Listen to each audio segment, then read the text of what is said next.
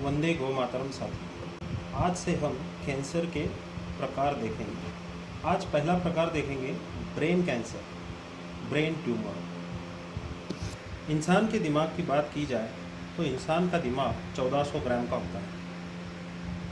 इसके 4 भाग होते हैं। फ्रंटल यानी दिमाग का जो सामने का हिस्सा होता है, टेम्पोरल मतलब जो बाई तरफ लेफ्ट हैंड साइड का दिमाग होता है, पैरेंटल मतलब जो दाई तरफ राइट हैंड साइड का दिमाग होता है, और ऑक्सीपिटल जो दिमाग के पीछे का हिस्सा होता है। दिमाग का हर हिस्सा अपना अलग अलग कार्य करता है। जैसे फ्रंटल पार्ट का काम होता है सोचने का, पैराइटल का कार्य होता है छूना या फिर दर्द के एहसास का, टेम्पोरल का काम होता है सुनना, देखना और भाषा को समझने का। इसी तरह ऑक्सीपिटल का काम होता है वस्तुओं को पहचानने का। मस्तिष्क शरीर का बहुत अहम अंग है। इसका सही रहना अत्यंत आवश्यक है। जब दिमाग में गांठ बन जाती है तो दिमाग के जिस हिस्से में वो गांठ होती है उस हिस्से से नियंत्रित होने वाले शरीर का भाग प्रभावित होता जाता है। उसका काम करने का तरीका कम हो जाता है या फिर पूरी तरह से काम करना बंद कर देता है। ब्रेन ट्यूमर के लक्षण क्या क्या होते हैं? सिर में दर्द होना। आपके दिमाग के किसी भी पार्ट में अगर गांठ होती है तो सिर में दर्द हो सकता है। उल्टी आना। अगर किसी भी व्यक्ति के दिमाग में गांठ है तो उसे उल्टियां हो सकती है। ब्रेन ट्यूमर के कारण अक्सर रोगी का मूड स्विंग्स होते रहते हैं, यानी कि बदलते रहता है। कॉग्निटिव डिक्लाइन यानी कि सीखने की क्षमता कम होना। अगर आपको चीज़ें याद नहीं रहती तो आपके दिमाग का जो पीछे का हिस्सा है वह प्रभावित हो रहा होता है। हियरिंग प्रॉब्लम, सुनने में दिक्कत होना। अगर आपको सुनने में दिक्कत होती है तो आपका टेम्पोरल पार्ट या बाईं तरफ का दिमाग प्रभावित है। स्पीच प्रॉब्लम, बोलने में दिक्कत होना।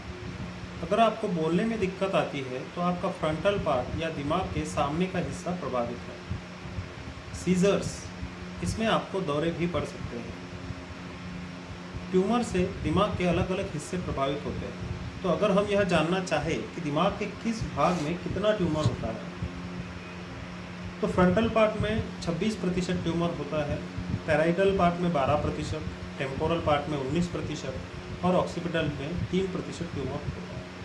इसी प्रकार से जो फ्रंटल पार्ट है यानी कि जो सामने का हिस्सा है जिसका काम सोचने का होता है वह ट्यूमर से ज़्यादा प्रभावित होता है। ट्यूमर के प्रकार। अब अगर हम बात करें कि ट्यूमर कितने तरह के होते हैं तो ब्रेन ट्यूमर जो है वो 2 तरह के होते हैं।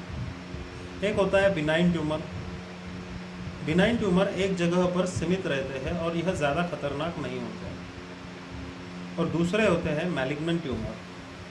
मैलिग्नेंट ट्यूमर कैंसर होते हैं जिनका अगर सही समय पर इलाज न किया जाए तो वह दिमाग या फिर शरीर के अन्य हिस्सों में फैल जाते हैं। ब्रेन ट्यूमर के प्रमुख कारण क्या है?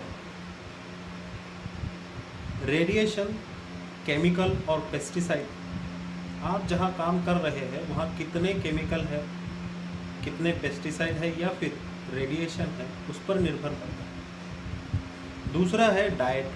आप जो खाना खा रहे हैं उसमें कितना फैट है, अल्कोहल है, या फिर आप यदि धूम्रपान करते हैं तो भी आपको ब्रेन ट्यूमर होने का खतरा रहता है।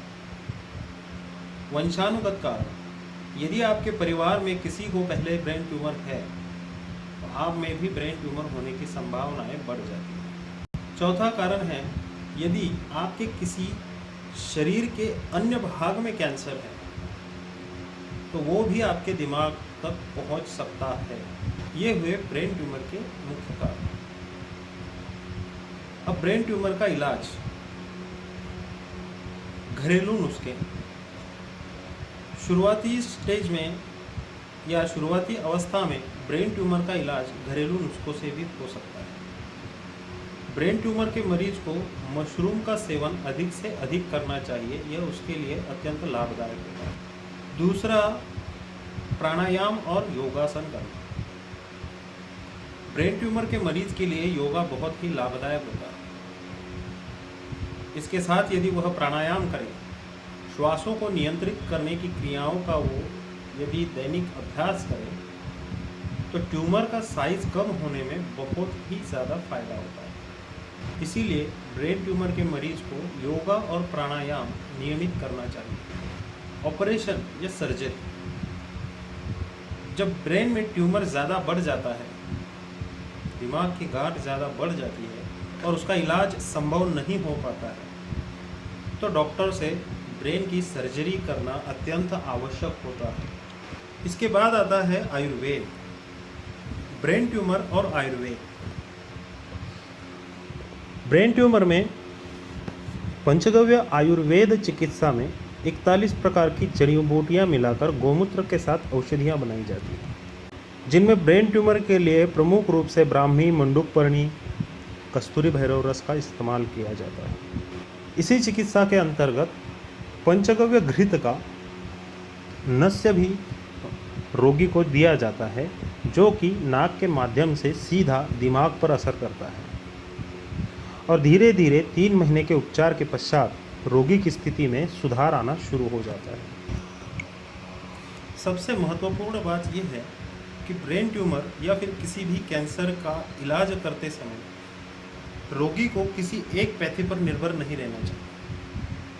आधुनिक चिकित्सा पद्धति के साथ साथ यदि रोगी पारंपरिक भारतीय आयुर्वेद पद्धति से भी अपना इलाज कराता है तो उसे ठीक होने में बहुत मदद मिलती है और साथ ही आधुनिक चिकित्सा पद्धति के इलाज से होने वाले जो विपरीत परिणाम उसके शरीर पर है वो कम होते हैं और रोगी को ठीक होने में मदद मिलती है। इसीलिए सभी से नम्र निवेदन है कि आप भारतीय पारंपरिक चिकित्सा पद्धतियों का भी इस्तेमाल ज़रूर करें और अपने आप को स्वस्थ बनाए रखें। धन्यवाद। वंदे गौ मातरम। चैनल को लाइक, शेयर एंड सब्सक्राइब करना न भूलें।